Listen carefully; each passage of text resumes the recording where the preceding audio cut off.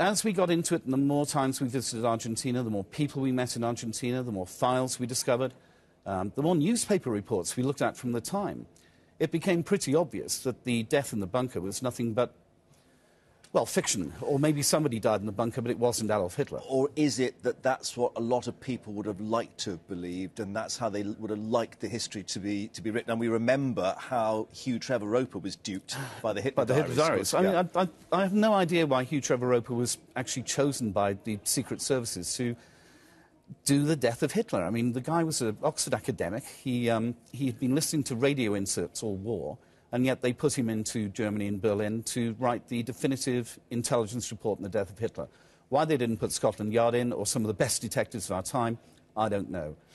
However, I mean, there are other historians, Alan Bullock, of course, Hitler's biographer, and then more recently Sir Ian Kershaw, who say, look, the evidence that Hitler committed suicide and then his body in Eva Braun's was burnt, either as a result of deliberate action or by shell fire, that the evidence is there. I mean, what weight of evidence have you got now to actually balance that argument? I think it's likely that somebody died in the bunker, but I don't think it was Hitler. We have the testimony from a Warsaw court of the pilot who flew them out.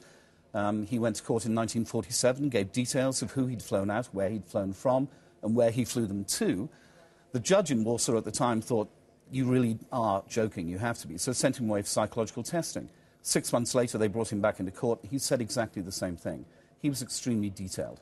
We have the testimony from an SS officer on the ground in Denmark who saw the plane arrive and Hitler and Eva Braun get out with other passengers.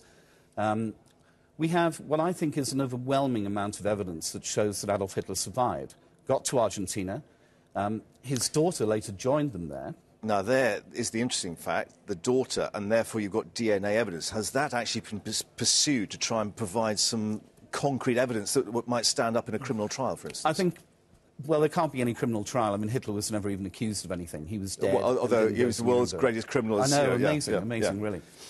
I think the two daughters are still alive. One was born in Argentina at the end of 1945, and one was born in Germany, or possibly Italy, in 1938, and came out to join them later.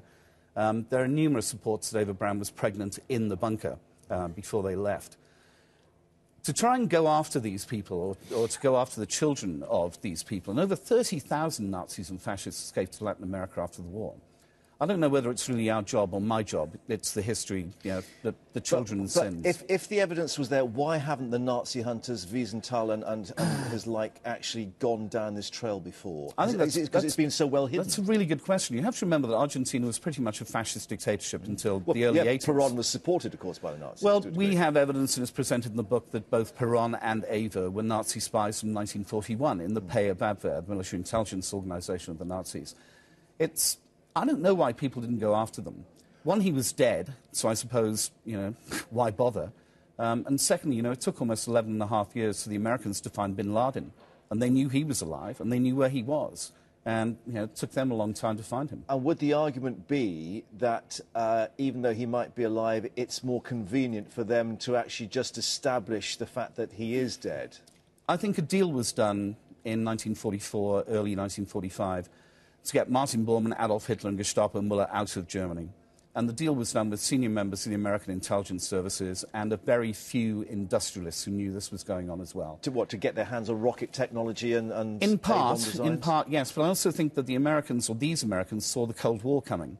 And they thought that it may be very handy to have the Nazi leadership in place as a bulwark against the Soviet Union. Of course, when they found out what these murdering swine had done and the extent of the Holocaust, you couldn't work with them anymore. And therein lies my next question. Are you prepared for the furore that this is likely to encounter in terms of people saying that you are rewriting history, you're ignoring, you know, the Holocaust, that you are making this man into a hero, etc., etc.? No. Well, one, the man isn't a hero. He dies demented, tormented and betrayed in Argentina. His wife has left him. Bormann has dismissed him from history. There is no Holocaust denial in this. These were the worst, most evil, murdering criminal gang in history.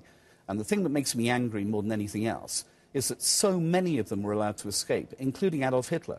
I've been a journalist a very long time. So looked at the information. Can I just challenge it? So not escaped as a matter of accident, but were allowed to escape? We're allowed to escape.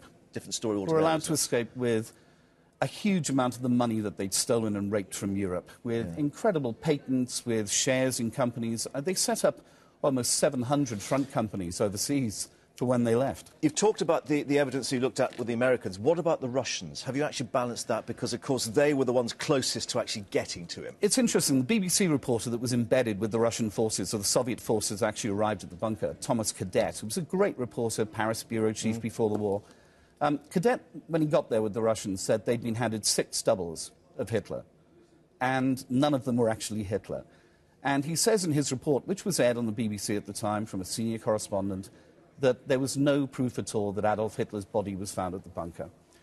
Stalin always said he'd escaped to Spain or Argentina, and it's now been proved that the skull fragment that the Russians hold, the FSB hold in Moscow, is female and 40, so it can't even be Eva Braun. And then people say, well, the jawbone has got to be Hitler's. Well, if it came from the same skull, how can it be?